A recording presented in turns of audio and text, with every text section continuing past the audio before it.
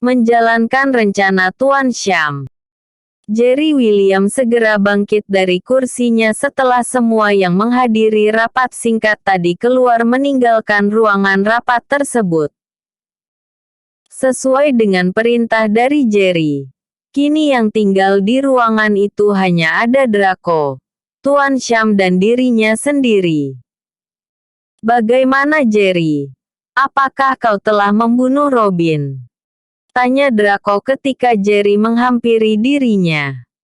Mendengar pertanyaan itu, Jerry hanya menggeleng dengan lemas dan berkata, "Ayah, maaf aku tidak bisa melakukannya," kata Jerry. "Praak, bodoh. Mengapa Jerry? Apakah kau telah melupakan dendammu?" tanya Draco dengan marah sambil menamparkan meja. "Aku ingin pertarungan yang adil. Aku tidak mau membunuh orang yang sama sekali tidak membuat perlawanan," kata Jerry. "Otakmu itu yang bebal. Kau telah tertipu Jerry. Kebodohanmu itu telah dimanfaatkan oleh lawan," kata Draco dengan wajah merah padam. "Maafkan aku ayah," kata Jerry sambil menunduk. "Tuan muda, orang-orang kita yang berada di luar telah memberitahu bahwa kedua orang yang menyatroni Villa Patrick mulai meningkatkan pengawasannya. Aku khawatir jika mereka dapat membunuh Robin, maka hutang nyawa mendiang ayahmu tidak akan dapat terbalaskan," kata Tuan Syam. "Tuan Syam, saat ini aku tidak terlalu memikirkan nyawa Robin. Yang aku khawatirkan adalah keselamatan Daniel dan Ryan. Anda harus membantuku mencari jalan agar aku dapat menyelamatkan sahabatku ini dari incaran Fardi," kata Jerry. "Tuan muda, aku mendapat kabar dari Black Shadow bahwa sepasang muda-mudi yang datang dari Hong Kong itu berusia lebih kurang seperti Anda ini," kata Tuan Syam sambil memperhatikan Jerry dari atas sampai ke bawah lalu bergumam. Sangat cocok," kata Tuan Syam lagi. "Apa yang cocok Tuan Syam?" tanya Jerry dengan kening berkerut. "Tuan muda, pergunakan ketampanan Anda untuk memikat perhatian gadis asing itu," kata Tuan Syam. "Maksud Anda?" tanya Jerry yang mulai tertarik. "Mereka telah bermain curang dengan cara yang sangat pengecut. Tidak ada salahnya membalas kepengecutan Fardi ini," kata Tuan Syam lagi. "Aku tahu maksud Anda Tuan Syam. Tapi bagaimana caranya? Bagaimana aku bisa mendekati gadis asing itu?" tanya Jerry. "Hahaha. Itu hanya masalah sepele," kata Tuan Syam sambil tertawa. "Mereka mengira bahwa mereka sedang mengintai keluarga Patrick. Tapi mereka tidak tahu bahwa mereka pun saat ini sedang diintai oleh anak buahku. Begini Tuan muda, kita akan membuat drama yang biasa ditonton di televisi. Aku akan mengirim beberapa anak buahku untuk mengganggu gadis itu di saat dia terpisah dengan pemuda pasangannya. Ketika itu terjadi, Anda harus datang dan berpura-pura membela gadis itu. Anda adalah hero-nya dan setelah itu, berusahalah untuk mendekatinya. Hanya dengan ini kita bisa mengorek informasi tentang rencana Fardi," kata Tuan Syam menjelaskan. Ini ide yang sangat baik. Jerry ini cukup tampan dan pasti tidak akan sulit untuk menarik perhatian gadis asing itu," kata Draco sambil memperhatikan sosok Jerry dari atas ke bawah. "Baiklah. Anda atur saja bagaimana selanjutnya," kata Jerry menyerahkan semua rencana itu kepada Tuan Syam. "Jangan khawatir Tuan muda. Itu hanya masalah sepele bagi Syam. kata Tuan Syam sambil menyeringai. Oke. Kalau begitu aku permisi dulu. Setelah semuanya diatur dengan baik, beritahu kepadaku kapan masanya aku untuk beraksi. Kata Jerry lalu bergegas meninggalkan ruangan itu. Anak itu selalu saja menganggap enteng setiap masalah. Kata Draco sambil mendengus. Sudahlah Draco. Itulah gunanya kita bekerja untuknya. Apa kau kira kita hanya akan makan gaji buta? Tanya Tuan Syam sambil menepuk pundak Draco. Ayo kita selesaikan rencana ini. Jika berlama-lama, aku takut akan terjadi perubahan besar tak lama lagi. Kata Tuan Syam lagi sambil mengajak Draco meninggalkan ruangan rapat itu. Sepasang muda-mudi yang sejak sepanjang sore tadi hanya mondar-mandir antara sekitar Villa Patrick mulai merasakan kejenuhan. Ini karena target yang mereka incar tidak juga menampakkan batang hidungnya. Dari wajah kedua orang itu kini benar-benar tampak sangat kesal karena sudah 2 hari ini mereka terus menyatroni villa mewah itu. Kak, bagaimana ini? Kita tidak mungkin menerobos villa yang dijaga dengan pengawal yang jumlahnya hampir 100 orang itu. Aku heran dari mana mereka berdatangan. Padahal kemarin hanya ada sekitar 10 orang saja. Tanya seorang gadis berkulit kuning bermata sipit dengan rambut dikepang ala ekor kuda tersebut. Entahlah Jessica. Mungkin mereka telah mencium keberadaan kita. Lihat saja 2 hari lagi. Jika masih terus seperti ini, kita akan memberitahu kepada bos bahwa kita tidak berhasil menemukan Robin di tempat persembunyiannya. Kata pemuda berambut cepak dan memakai cincin kepala harimau di jari telunjuknya itu. Aku lapar. Kau saja yang berjaga. Aku akan membeli makanan untuk kita. Kata gadis itu lalu segera berjalan agak jauh di mana mereka memarkir mobil.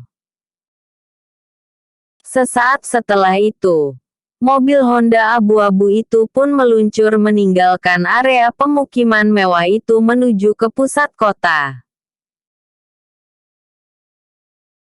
Ketika mobil yang dikendarai oleh gadis yang bernama Jessica itu sampai di sebuah restoran biasa, gadis itu pun segera keluar dari dalam mobilnya dan bermaksud hendak memesan makanan untuknya dan untuk seorang lagi pemuda yang dia panggil dengan sebutan kakak tadi. Belum lagi jauh gadis itu meninggalkan kendaraannya. Dari berbagai arah kini berdatangan segerombolan lelaki dan mulai mendekatinya. Hei kawan, lihat itu. Ada gadis cantik berjalan sendirian. Kata salah seorang dari mereka. Benar. Hei gadis. Apakah kau sedang terburu-buru? Tanya lelaki yang lainnya. Melihat hanya lelaki iseng yang kurang kerjaan, gadis itu tidak terlalu memperdulikan dan terus saja berjalan ke arah restoran.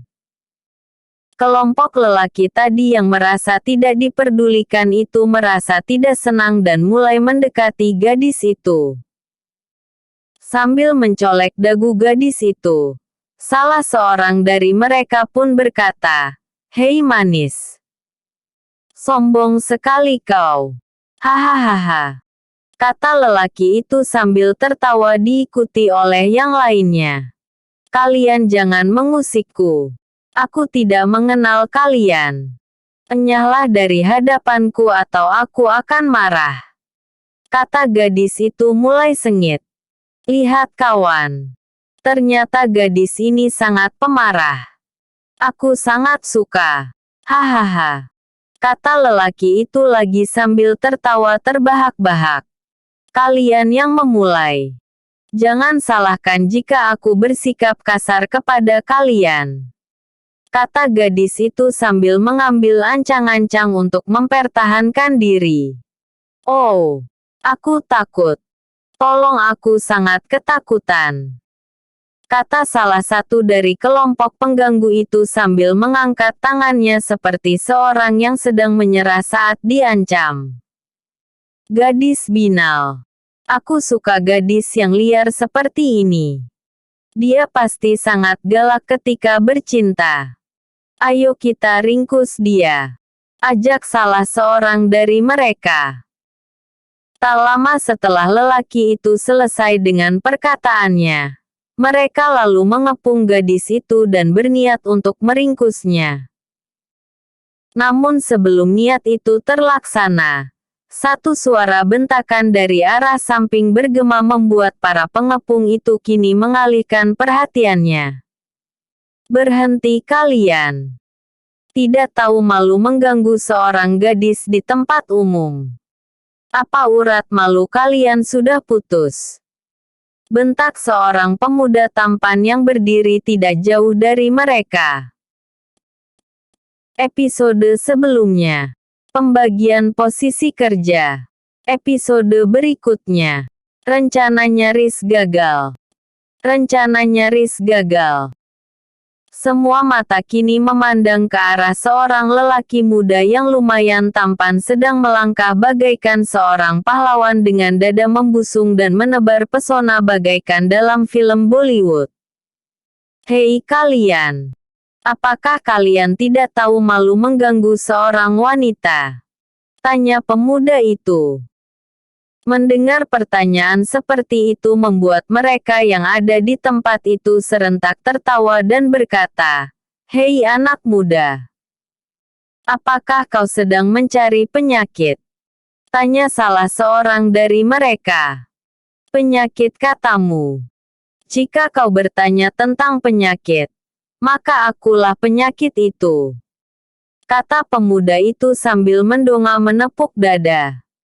"Hei, kira kita tuan muda bakalan marah atau tidak jika aku katakan bangsat?" Kata seorang lelaki kepada teman di sampingnya dengan berbisik. "Mana aku tahu. Kau coba sajalah," jawab orang yang ditanya tadi. "Coba saja ya. Hei bangsat. Berani sekali kau ikut campur urusan kami. Apa kau sudah bosan dengan wajah tampanmu itu hah? Hei nak, pulanglah dan jangan ikut campur urusan orang tua," bentak lelaki itu. "Kalian terlalu brengsek untuk dibiarkan melakukan sesuka kalian di tempat ini.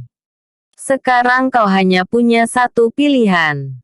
Biarkan gadis itu pergi," kata pemuda itu masih tetap berdiri angkuh sambil berkecak pinggang. "Hei teman-teman, ayo kita bantai pemuda itu. Setelah itu giliran gadis ini. Kau sabar ya manis. Nanti kita akan bersenang-senang," kata lelaki itu sambil mencolek dagu gadis itu. "Wih, dasar tidak tahu malu. Aku tidak punya urusan dengan kalian," kata gadis itu sinis lalu bergegas berlalu dari tempat itu ingin masuk ke dalam restoran. "Kurang ajar. Halangi betina binal itu," kata salah seorang dari mereka dengan berang. Tak lama setelah suara perintah itu hilang, kini masing-masing dari mereka terbagi menjadi dua kelompok dan mulai mengepung pemuda dan gadis itu. "Tuan muda, maafkan kami jika nanti wajah Anda benjol," kata mereka berbisik ke telinga pemuda itu. "Hajar sajalah. Yang benjol kan wajahku bukan wajah kalian," kata pemuda itu. "Boleh kan kalau kami berbicara kasar kepada Anda?" tanya mereka lagi. "Bukankah tadi sudah ada di antara kalian yang mengatakan, 'Bangat,' kepadaku?" Anu, maaf tuan muda," kata mereka. "Cepatlah serang. Jika begini terus nanti gadis asing itu jadi curiga. kata pemuda itu. Baiklah. Lihat serangan, kata lelaki itu sambil mengayunkan tinjunya. Pertarungan yang tidak seimbang itu akhirnya pecah juga melibatkan seorang gadis asing dibantu oleh seorang pemuda tampan dikeroyok oleh lebih 10 orang lelaki berbadan tegap dan garang. Ciat. Bek. Uhuk. Wadaw mak. Modar aku. Kata pemuda itu terjengkang akibat terkena tendangan si pengeroyok. Wei. Kau gila. Jangan terlalu keras. Mentang-mentang tuan muda tidak melawan. Seenaknya saja kau main hajar. Maaf. Aku kebablasan. Sementara itu di lain sisi wanita yang dikeroyok sekitar 5 atau 6 orang lelaki itu juga tidak kalah terdesak. Black. Beri tanda kepada anak buahmu untuk tidak terlalu keras kepada gadis itu. Kata pemuda itu sambil memeluk Black dan menendang bagian perut lelaki itu menggunakan lututnya. Baik tuan muda, kata lelaki yang dipanggil dengan sebutan Black itu. Persis seperti yang telah direncanakan. Pertarungan itu sendiri bubar begitu saja ketika pihak kepolisian datang untuk melerai perkelahian itu. Polisi, ayo lari. Begitu mendengar ketua mereka menginstruksikan untuk kabur. Tanpa menunggu perintah kedua kali lagi. Para pengeroyok itu langsung kabur melarikan diri di antara gang-gang toko dan restoran lalu hilang ditelan kegelapan. Kini tinggallah pemuda itu mengerang sambil nyungsep di antara pohon bunga jambangan di pinggir bahu jalan sambil merintih kesakitan. Ketika polisi itu tiba, mereka langsung menghampiri gadis yang bersimbah keringat dengan nafas megap-megap itu dan mulai menanyakan apa penyebab perkelahian itu terjadi sambil meminta kartu tanda pengenal milik gadis tersebut. Sang gadis pun menceritakan kejadian keseluruhannya kepada pihak kepolisian. Ketika ditanya apakah dia akan memperpanjang masalah ini, sang gadis pun menjawab tidak perlu. Ini karena dia tidak ingin masalah ini mengganggu kelancaran tugas yang telah diberikan Fardi kepada dirinya dan kakaknya. Baiklah Nona Jessica. Jika ada apa-apa yang bisa kami bantu, harap untuk tidak sungkan untuk melaporkannya kepada pihak kepolisian. Kantor kami buka selama 24 jam setiap hari bagi melayani masyarakat. Kata Pak Polisi itu sambil menyerahkan paspor milik gadis yang bernama Jessica itu. Terima kasih Pak Polisi. Kata Jessica tersenyum lalu berjalan memasuki restoran tanpa memperdulikan pemuda yang tadi menjadi pahlawan kesiangan. Sementara itu di samping lorong tidak jauh dari tempat perkelahian tadi, tampak beberapa orang merapat ke dinding mengingat seluruh kejadian lalu salah seorang dari mereka berbisik. Kasihan tuan muda. Gadis itu sama sekali tidak memperdulikannya. Iya benar katamu Black. Apakah rencana kita ini telah gagal? Tanya salah seorang di samping lelaki bernama Black tersebut. Entahlah. Kita lihat saja, kata Black. Sementara itu begitu si pemuda yang dikeroyok itu merasa bahwa tidak ada yang memperdulikan dirinya. Dia pun langsung bangkit berdiri dan berjalan kaki dengan gontai meninggalkan lokasi perkelahian tadi dengan pakaian acak-acakan persis seperti gelandangan.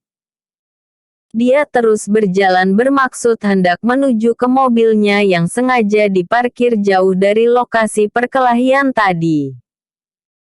Namun belum lagi niat itu terlaksana. Kini dari arah belakang terasa sinar lampu menyorot tepat di belakang punggungnya. Karena merasa penasaran, pemuda itu membalikkan tubuh dan sambil menyipitkan matanya, Dia menatap ke arah cahaya yang ternyata dari sorot lampu mobil berwarna abu-abu. Tak lama setelah itu tampak seorang wanita turun dari mobil tersebut dan setengah berlari menghampiri pemuda itu.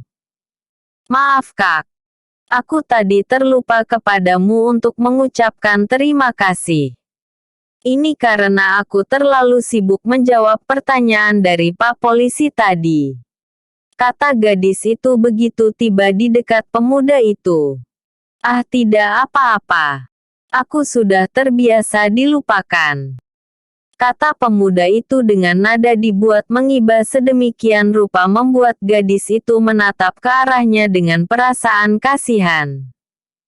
"Apa kau terluka, Kak? Jika kau terluka, aku akan mengantarmu ke klinik terdekat," kata gadis itu menawarkan bantuan. "Ah, tidak apa-apa. Tidak perlu susah-susah. Aku bisa pergi sendiri," kata pemuda itu menolak tawaran gadis itu. "Baiklah Kak. Jika begitu, apakah aku boleh meminta informasi kontakmu?" tanya gadis itu. "Oh boleh," kata pemuda itu sambil menyebutkan nomor ponsel miliknya. "Satu lagi Kak. Bolehkah aku mengetahui siapa namamu?" kata gadis itu lagi. "Namaku Jerry," kata pemuda itu. "Jerry? Apakah itu Jerry William?" tanya gadis itu dengan kening berkerut. "Hahaha. Terima kasih karena telah menyandingkan antara aku dengan orang yang kaya raya itu," kata Jerry sambil tertawa. "Oh ya. Siapa namamu?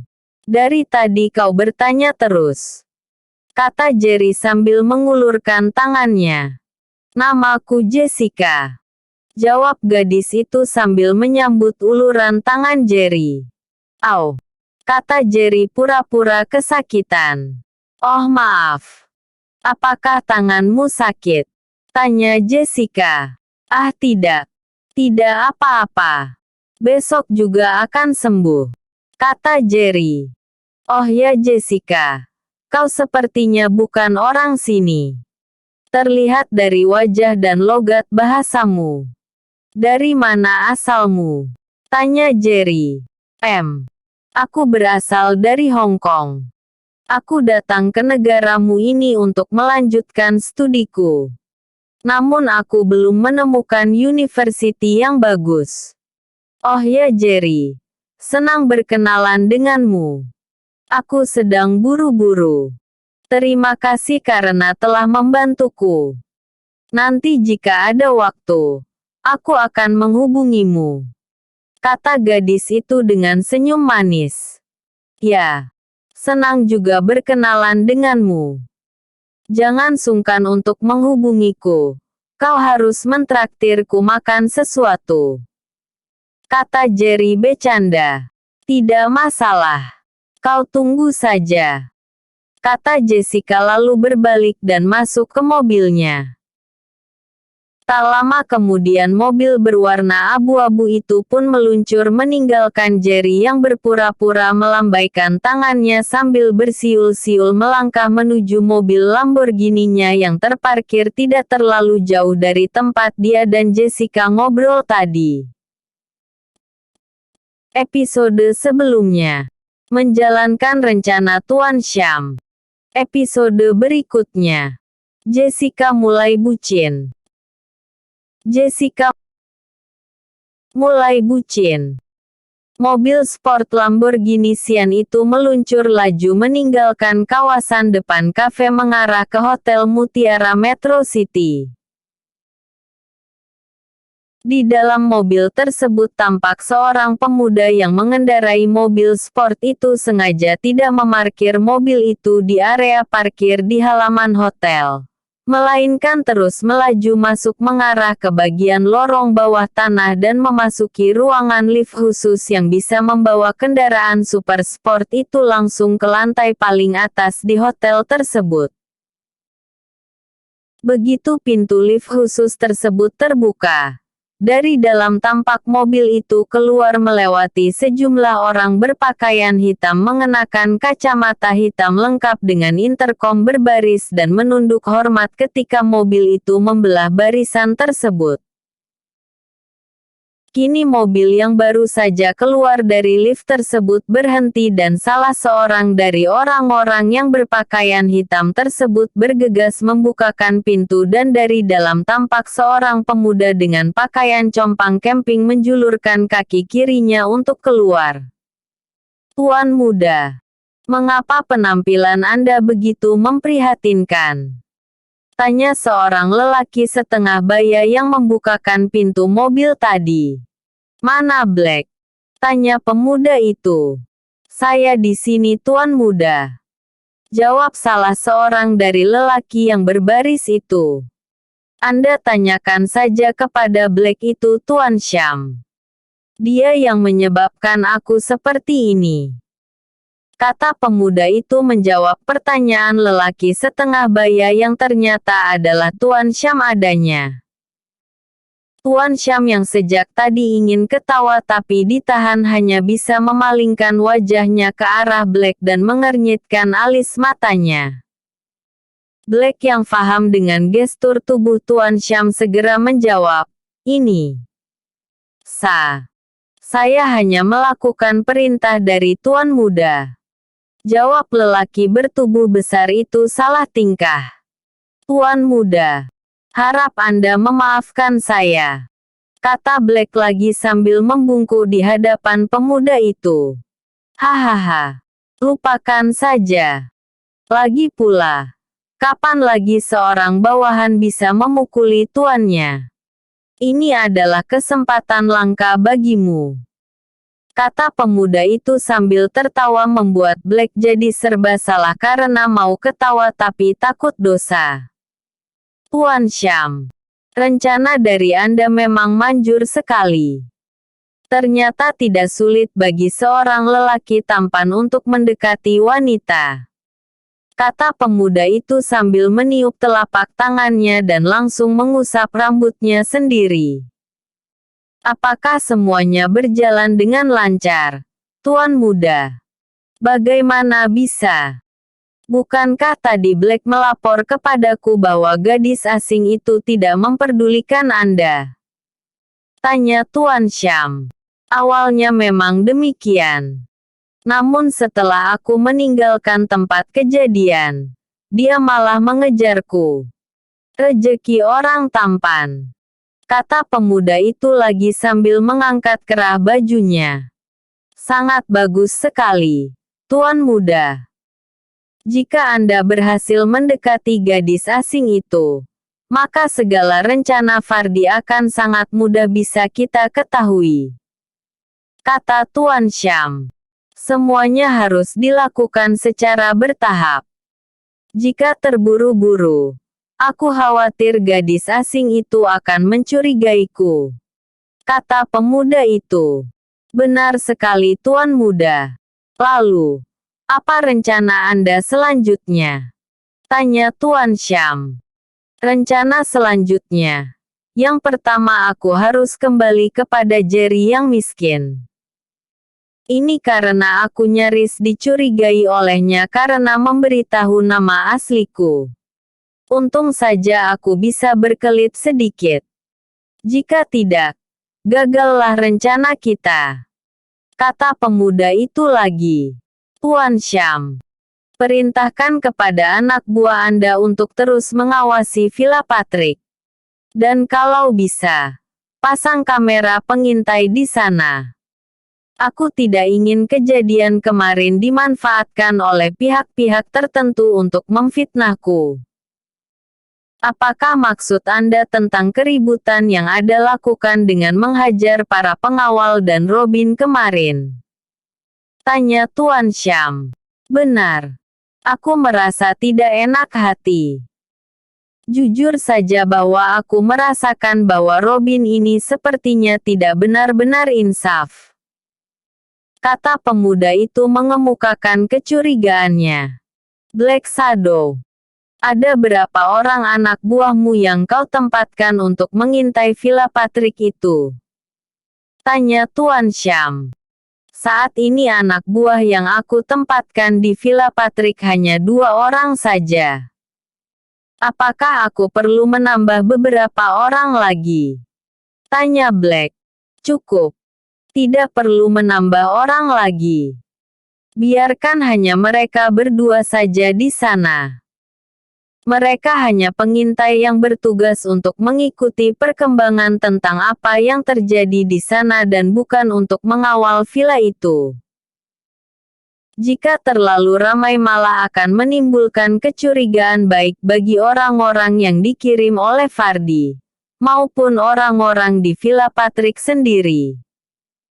Kata pemuda yang dipanggil dengan sebutan Tuan Muda itu. Baiklah Tuan Muda. Kata Black dan Tuan Sham. Segeralah kembali ke posisi masing-masing. Jangan lupa untuk terus mengawasi bandara. Aku ingin tahu kapan si Fardi ini akan datang ke negara ini.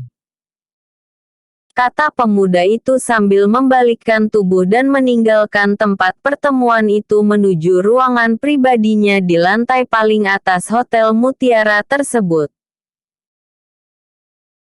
Sementara itu, di kawasan komunitas perumahan elit Bukit Metro tepatnya di Villa Patrick, tampak seorang gadis menyelinap antara pohon ke pohon di sekitar taman dan segera menemui seorang pemuda berambut cepak yang sejak tadi duduk sambil sesekali melemparkan batu kerikil ke dalam air kolam.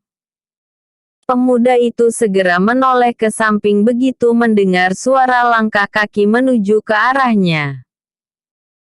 Mengetahui siapa yang dagang, pemuda itu lantas menegur seorang gadis yang baru saja tiba di bangku kayu tempat dia duduk.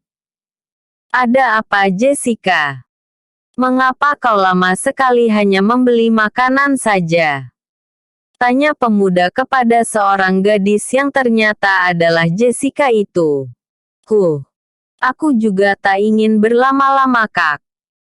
Ini karena aku diganggu oleh sekelompok bajingan di depan restoran itu. Kata Jessica sambil menghempaskan punggungnya duduk di kursi kayu itu dengan kesal. Mendengar pengakuan dari gadis itu, pemuda itu lalu memperhatikan Jessica dan bertanya. Apakah kau tidak apa-apa? Tanya pemuda itu. Kak Jimmy bisa melihat bukan?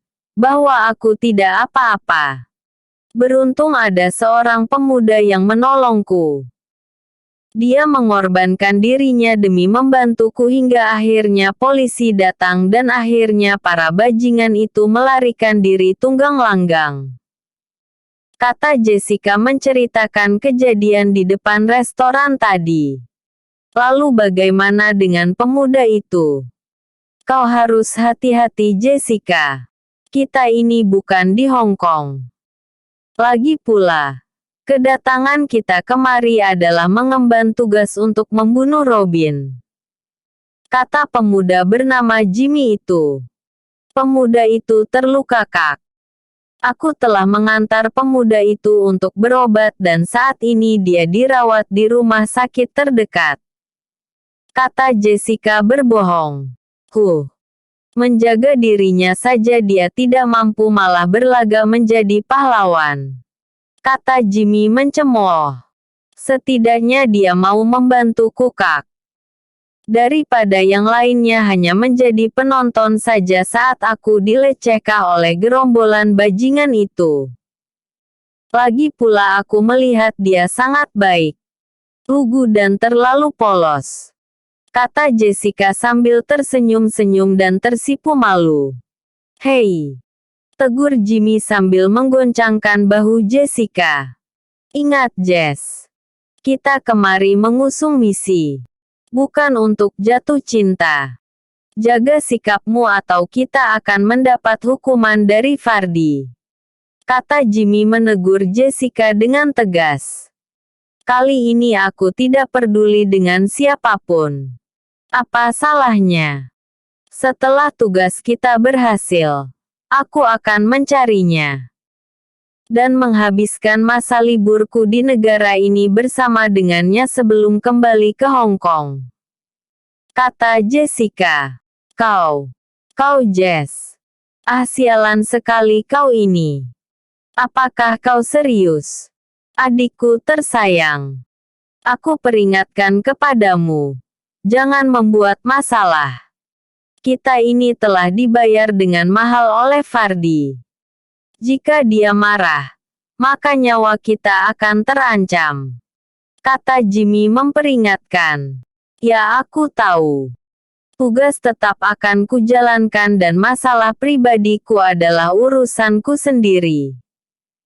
Jangankan Fardi yang bukan siapa-siapa bagiku. Kau sendiri pun tidak boleh melarangku. Kata Jessica. Payah berbicara dengan anak bandel seperti kau ini. Kata Jimmy geram. Antara kita dengan Fardi hanya sebatas uang. Sudahlah Kak. Kita hanya membantu dirinya. Tapi ingat, kita ini bukan budak. Sekali lagi, hubungan kita dengan dia hanya sebatas uang. Tidak ada uang, maka aku pun bisa mencabut nyawanya. Tandas Jessica lalu segera meluruskan pandangannya ke arah bangunan megah bagai istana yang tidak seberapa jauh di depan sana. Episode sebelumnya. Rencana nyaris gagal. Episode berikutnya. Taubat Sambal. Taubat Sambal. Villa Patrick Bukit Metro. Metro City. Saat ini di dalam villa, tepatnya di salah satu kamar di lantai 2 villa itu. Seorang lelaki setengah baya sedang mengoleskan sesuatu di beberapa bagian tubuhnya yang memar seperti bekas pukulan. Tampak beberapa bagian di tubuh lelaki setengah baya itu membengkak sedikit kebiruan. Sambil meringis menahan kesakitan, lelaki setengah baya itu tetap mengoleskan sejenis salep krim dan memijit-mijit bekas memar itu. Acar peredaran darahnya lancar dengan sesekali mengadu kesakitan. Jelas tampak bara dendam yang terpancar di mata lelaki setengah baya itu setiap kali dia merasakan kesakitan dari luka lebam di tubuhnya itu.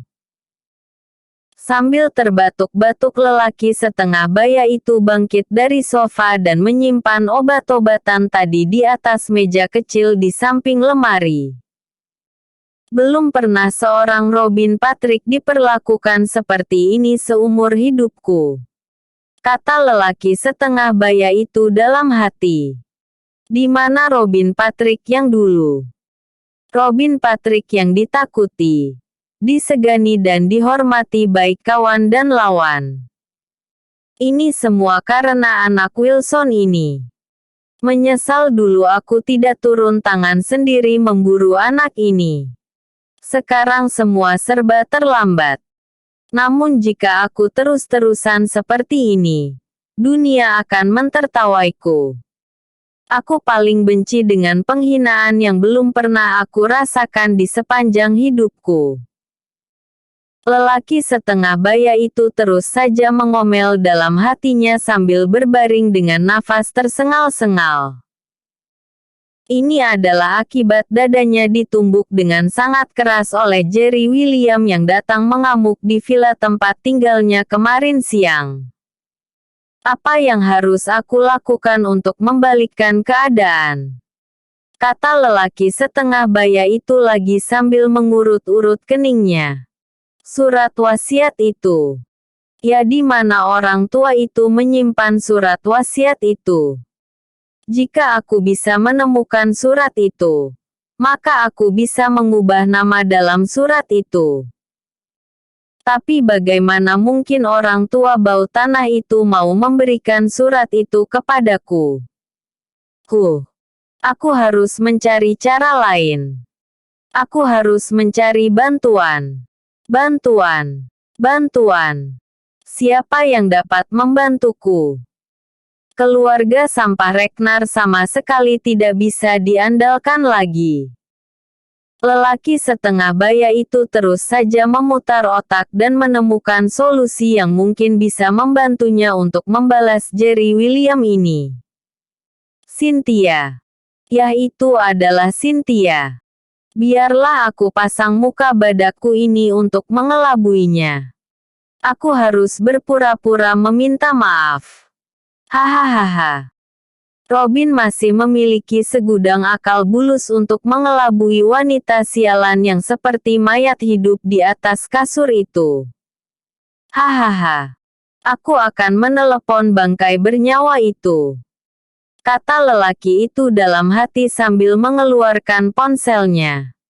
Sambil menyelam, minum air.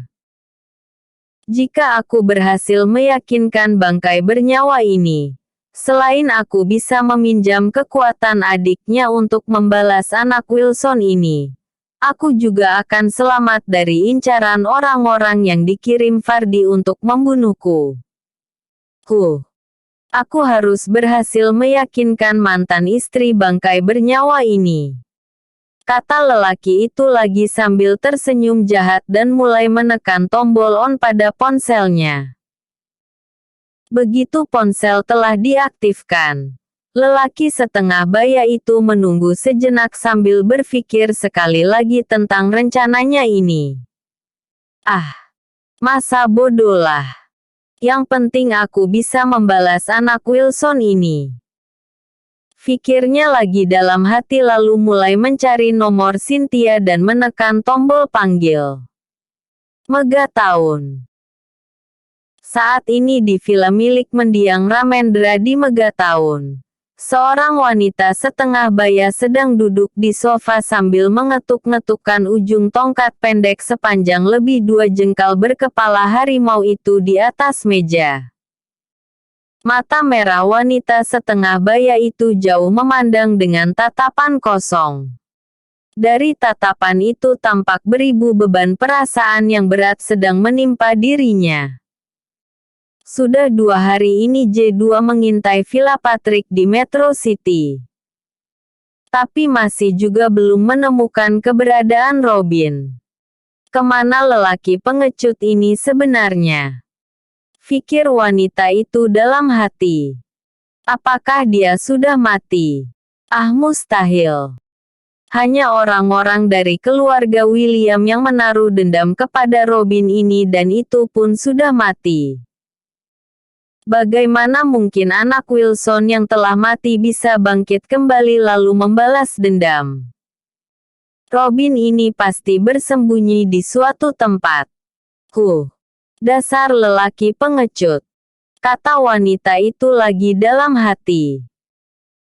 Tidak seberapa lama setelah wanita itu berbicara sendiri di dalam hatinya, tiba-tiba ponsel yang terletak di atas meja itu berdering membuat lamunannya pun seketika buyar entah kemana.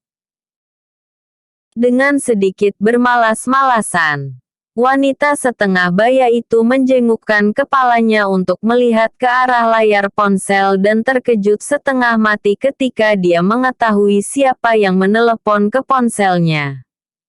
Robin, katanya lalu segera meraih ponsel tersebut dan mengusap layar untuk menjawab panggilan tersebut. Halo Robin. Kau meneleponku lelaki pengecut, kata wanita itu. Cynthia, apakah kau sangat membenciku? Tanya seseorang di seberang sana yang ternyata adalah Robin itu. Kau adalah lelaki bangsat yang sangat pengecut. Masih punya wajah kau menelponku Tanya wanita bernama Cynthia itu dengan sengit. Sayangku. Pujaan hatiku. Tolong jangan marah wahai istriku tersayang. Hentikan omong kosong murahanmu itu Robin. Kau tidak layak untuk mengatakan itu kepadaku setelah kau meninggalkan aku dalam keadaan susah payah begini. Katakan untuk apa kau menghubungiku lagi. Dengarkan dulu penjelasanku sayang. Aku sengaja meninggalkan Villa Ramendra hanya karena ingin mengelabui ayahku. Aku bermaksud ingin meminta bantuan sekaligus memata-matai apa yang sebenarnya terjadi di keluarga William. Kata Robin mulai memasukkan jarum beracunnya. Kau bayangkan saja sayang. Kebangkrutan mendiang ayah mertua itu adalah karena dia tidak mau mendengarkan nasihat dariku. Tapi ya sudahlah. Itu sudah terjadi.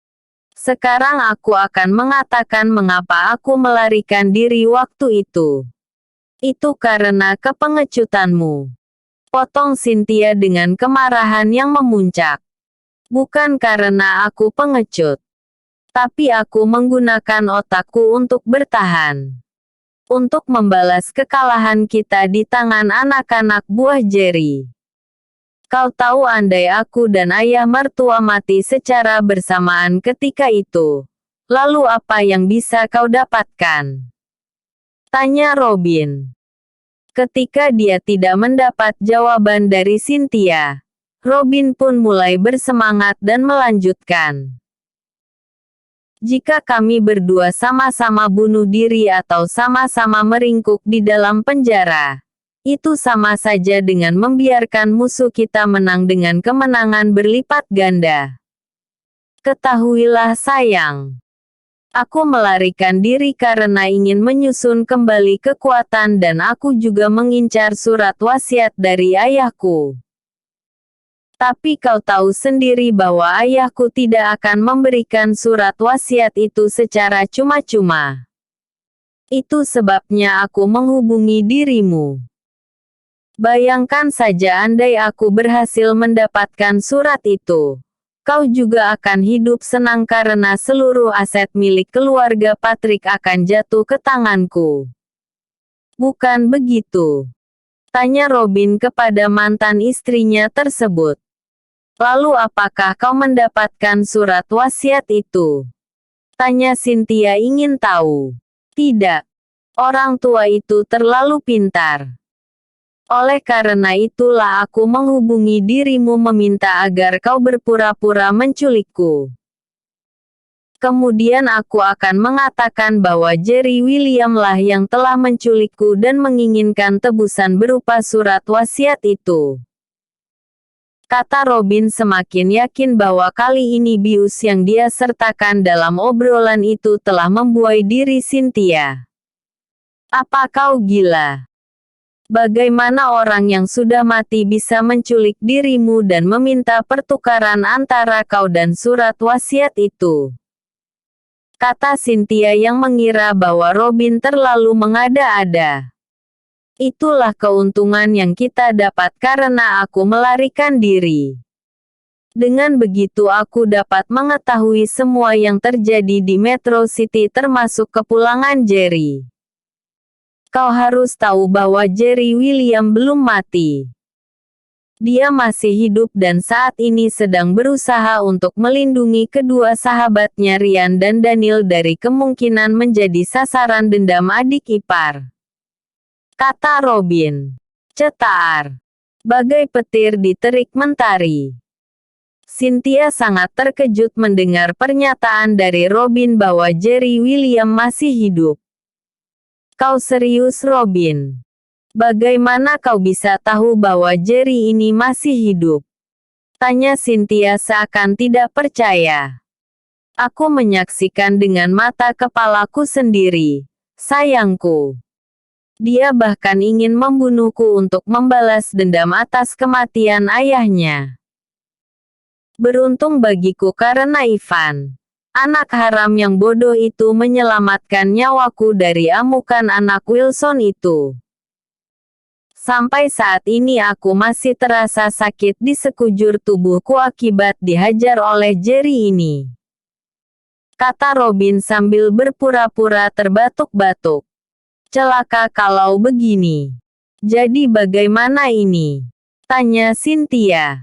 Nak kena kau kan wanita bangkai bernyawa. Kata Robin dalam hati. Kau harus menghubungi adikmu Fardi dan katakan kepadanya untuk berhenti memburu diriku. Walau bagaimanapun aku mengetahui sesuatu yang tidak kalian ketahui. Aku juga masih memiliki strategi untuk melemahkan lawan kita ini. Kita bisa bekerja sama karena hanya aku yang paham dan pernah bentrok secara langsung dengan anak muda itu. Aku berbeda dengan adikmu.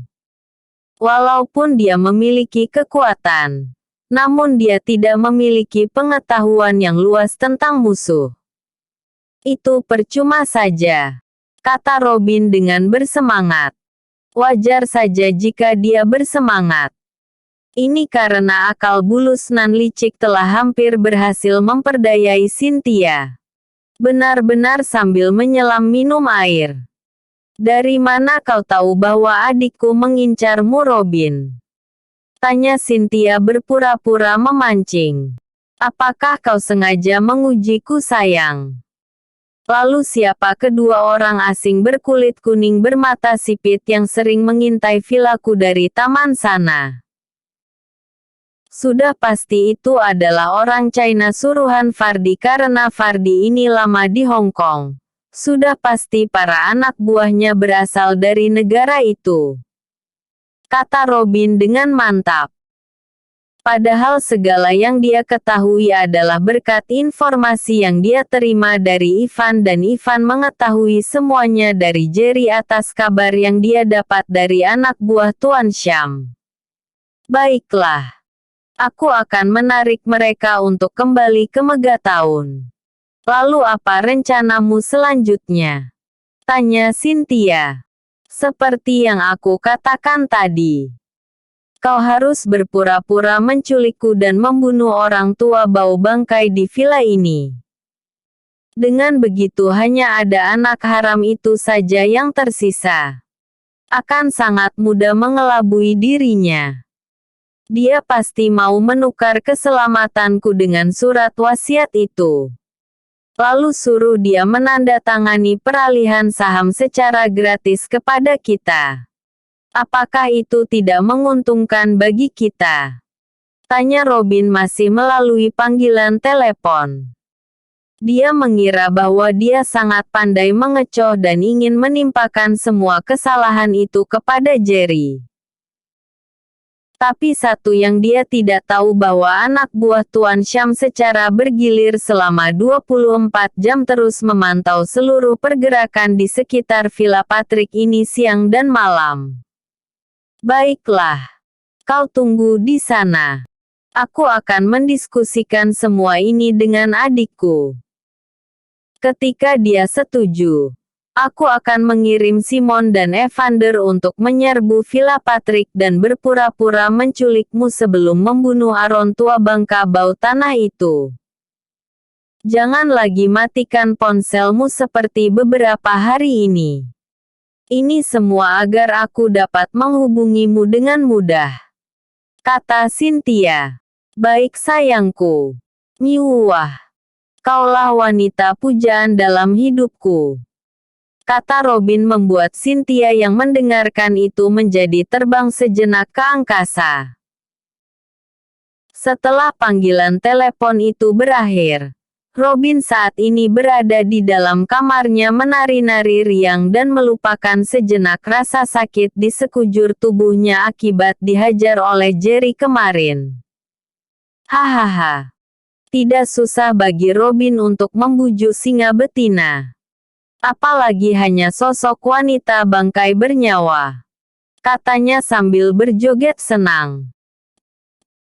Episode sebelumnya. Jessica mulai bucin.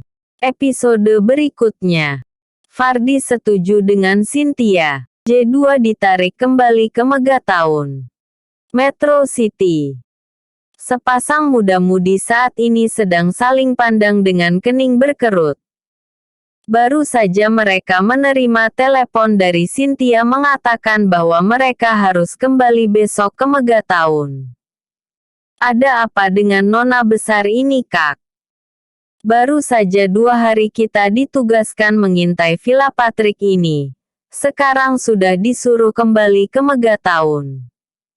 Tanya gadis itu dengan heran. Kau bertanya kepadaku tentang itu. Manalah aku tahu, Jessica. Aku pun sama denganmu. Sudahlah. Besok pagi kita kembali ke Megatown. Malam ini kita cari penginapan. Aku lelah tidur di mobil terus. Kata pemuda itu. Ayolah Kak. Villa sialan itu bukan urusan kita lagi. Aku ingin segera berlalu dari tempat ini.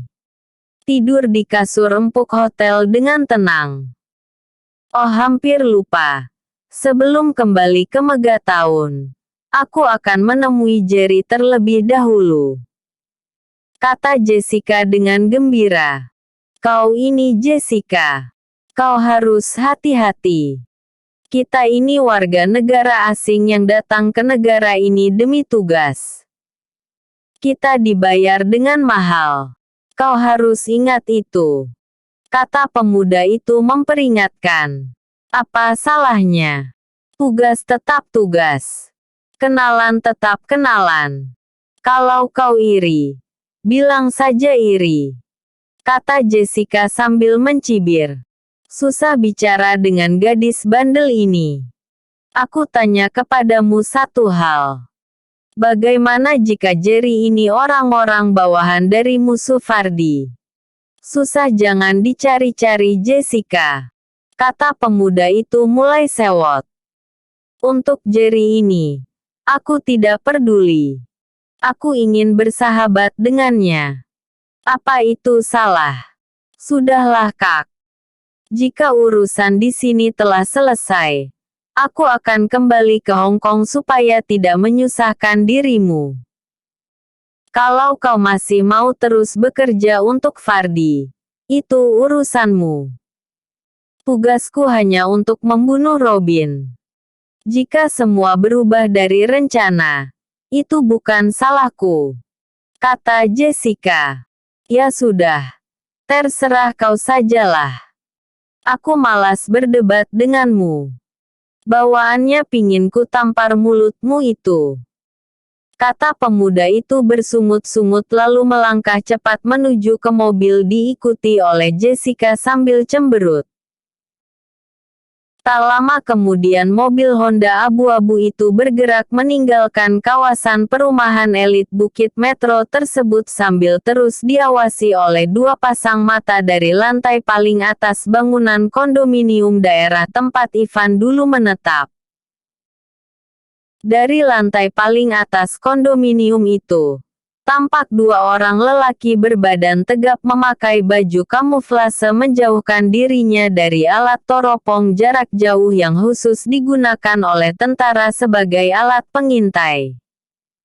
Lalu salah satu dari mereka berdua mulai membuka suara. Mereka telah pergi. Ya aku tahu. Bagaimana ini? Apakah kita laporkan langsung kepada Black? Kata seorang lagi bertanya. Ya itu harus. Biarkan Black mengurus sisanya. Tugas kita hanya mengintai di sini. Kata yang memegang teropong tadi. Baik. Aku akan mengirim pesan kepada Black. Kata lelaki itu lalu mengeluarkan ponselnya. Saat itu seorang lelaki berbadan tegap seperti tentara sedang berada di depan area parkir Hotel Mutiara sambil menghisap sebatang rokok dan memperhatikan sekeliling dari dalam mobil.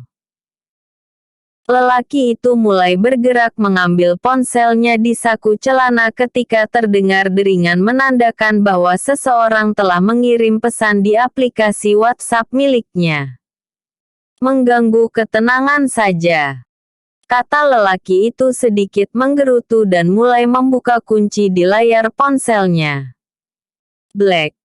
Sepasang warga asing itu telah meninggalkan kawasan villa menuju ke pusat kota.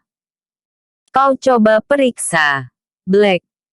Sepertinya mereka mendapat perintah untuk meninggalkan target mereka. Kata isi dari pesan suara tersebut. Baik. Mari kita lihat apa yang dilakukan oleh sepasang orang asing ini. kata Black dalam hati lalu menghidupkan mesin mobil dan segera berlalu meninggalkan area depan parkir Hotel Mutiara tersebut. Black yang sudah tahu dan pernah bentrok dengan Jessica ini tidak kesulitan melacak keberadaan sepasang muda-mudi tersebut. Ini karena baik kendaraan dan si pengendara sudah sangat dikenali dan memang harus dikenali oleh Black. Dan benar saja, tepat di samping restoran ketika dia mengganggu gadis itu, kini terlihat sebuah mobil Honda warna abu-abu terparkir di sana. Aish, mereka sepertinya akan menginap di hotel murah ini. Baiklah. Aku akan memberitahukan hal ini kepada Tuan Syam. Kata Black dalam hati lalu segera mencari nomor Tuan Syam dan segera melakukan panggilan. Halo Black. Ada informasi apa yang kau dapatkan? Tanya satu suara di seberang sana. Tuan Syam. Tadi kedua orang yang aku kirim untuk memata-matai sepasang warga asing itu mengatakan bahwa mereka telah meninggalkan kawasan Bukit Metro. Dan benar saja. Setelah aku memeriksanya sendiri, ternyata mereka berada di hotel murah samping restoran ketika kami mengganggunya. Oke Black. Kau tetap di sana dan awasi gerak-gerik mereka. Aku akan melaporkan ini kepada Tuan Muda. Kata Tuan Syam. Siap laksanakan Tuan. Kata Black lalu mengakhiri panggilan telepon tersebut. Hotel Mutiara Metro City. Seorang lelaki setengah baya berjalan dengan langkah panjang menuju ke ruangan lift dan segera menekan angka lantai paling atas di bangunan hotel yang tinggi menjulang itu.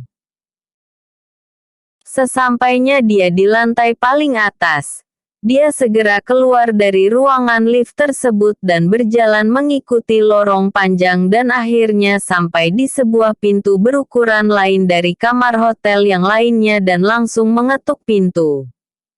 Masuk. Terdengar perintah dari dalam mempersilahkan orang yang berada di luar untuk masuk. Tak lama kemudian tampak seorang lelaki setengah baya memasuki ruangan mewah tersebut sambil disambut oleh pertanyaan dari orang yang menyuruh masuk tadi. Tuan Syam, sepertinya ada sesuatu yang penting yang ingin Anda sampaikan kepadaku.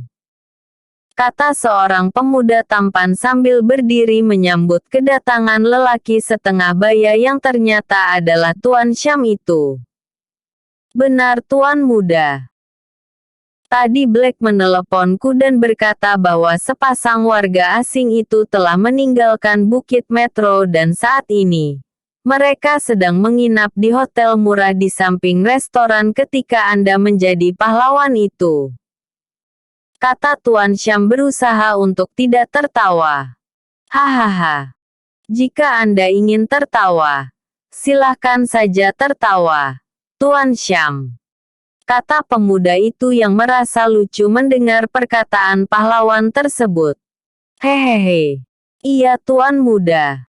Kata Tuan Syam menyeringai sekuat tenaga agar tidak ikut-ikutan tertawa.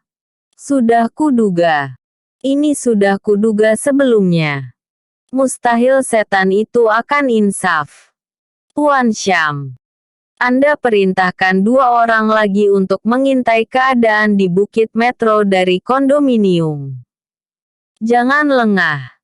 Ini pasti siasat Robin.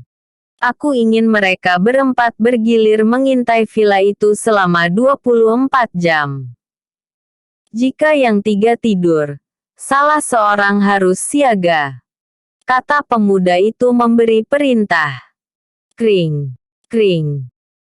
Belum sempat Tuan Syam mengiyakan perintah dari pemuda itu. Tiba-tiba ponsel pemuda itu berdering dan nomor yang tidak tersimpan dalam daftar kontak pun muncul di layar ponsel tersebut.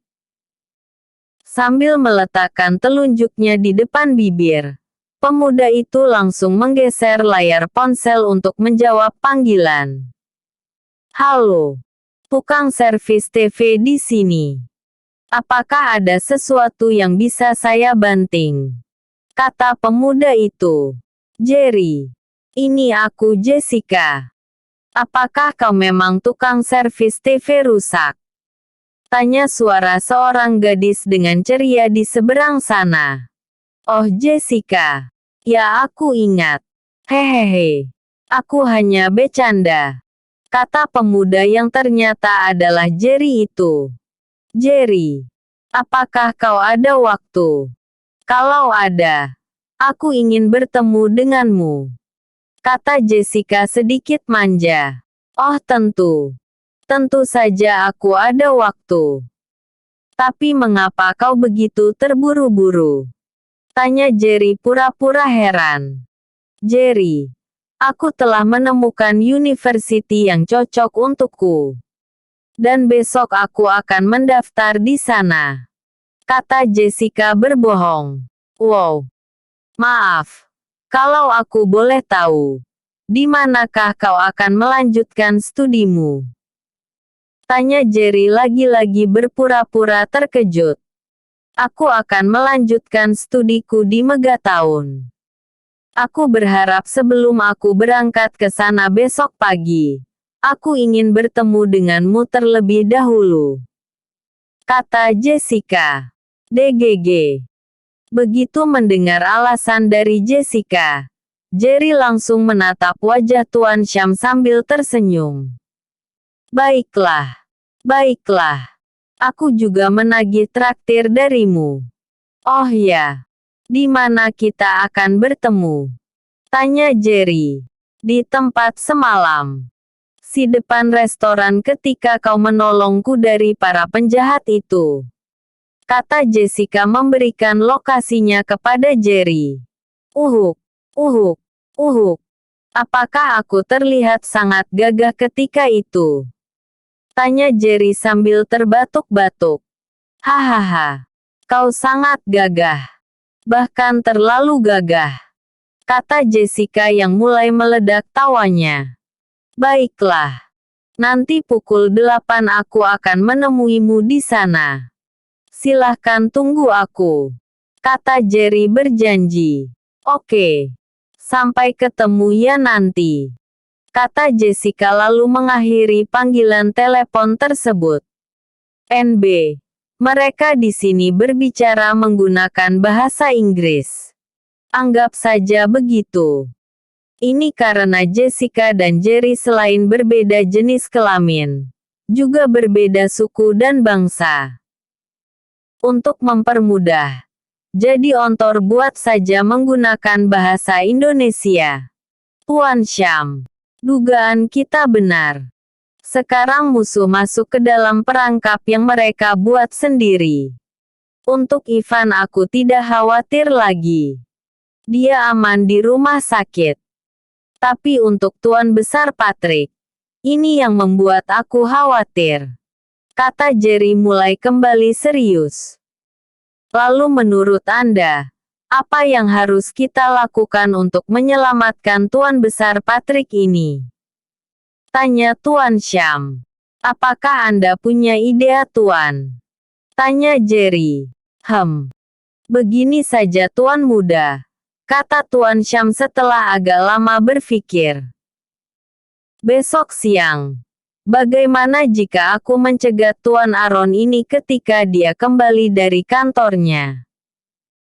Hanya ini jalan satu-satunya yang bisa menyelamatkan nyawa Tuan Besar itu. Kata Tuan Syam.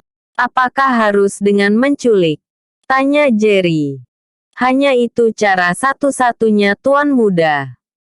Jika kita mengatakan kecurigaan kita terhadap rencana Robin, orang tua itu pasti tidak akan percaya. Kemungkinan adalah bahwa dia telah mempercayai bahwa Robin ini benar-benar telah berubah. Jika dia bersikeras tidak mempercayai kita, maka sia-sia saja kita melakukan segala rencana selama ini. Semua pasti akan gagal karena orang tua itu pasti akan menanyakan langsung kepada Robin. Jika itu sudah terjadi, maka Robin pasti akan berhati-hati dan akan merubah planning mereka. Kata Tuan Syam mengemukakan pendapatnya. Benar juga argumen Anda, Robin dan Cynthia. Mereka pasti merencanakan sesuatu. Mereka adalah pasangan licik. Kasihan sungguh dirimu Ivan. Kata Jerry seperti berbicara kepada dirinya sendiri. Benar kata Anda Tuan Muda. Kasihan sekali Ivan. Dia berada dalam dilema yang besar. Ah sudahlah. Robin telah memilih jalannya sendiri. Tugas kita adalah menghentikan tindakannya yang akan merugikan kita termasuk perusahaan. Aku khawatir bahwa mereka akan melakukan segala cara untuk mengecoh kita. Ketika kita lalai, maka di satu sisi mereka akan menjalankan bisnis mereka. Di sisi lain mereka akan membuat kita sibuk dengan kekacauan yang mereka ciptakan. Ini tidak boleh dibiarkan. Proyek di Megaton sangat rawan. Kata Jerry sambil memijit keningnya. Untuk saat ini kita hanya bisa menunggu. Jika kita menyerang mereka, maka kita akan di-cap sebagai gerombolan pengganas. Tunggu, lihat dan bertindak balas. Hanya itu saja jalan yang kita punya. Kata Tuan Syam. Lupakan dulu tentang apa yang akan terjadi. Sekarang kita selesaikan dulu satu persatu. Rencana untuk menculik Tuan Besar Patrick adalah yang utama selain mengintai Bukit Metro dan mengawasi bandara. Kata Jerry. Baiklah Tuan Muda. Kalau begitu, aku minta diri dulu. Kata Tuan Syam. Silahkan Tuan Syam. Kata Jerry mempersilahkan. Episode sebelumnya. Fardi setuju dengan Cynthia. Episode berikutnya. Meyakinkan Clara.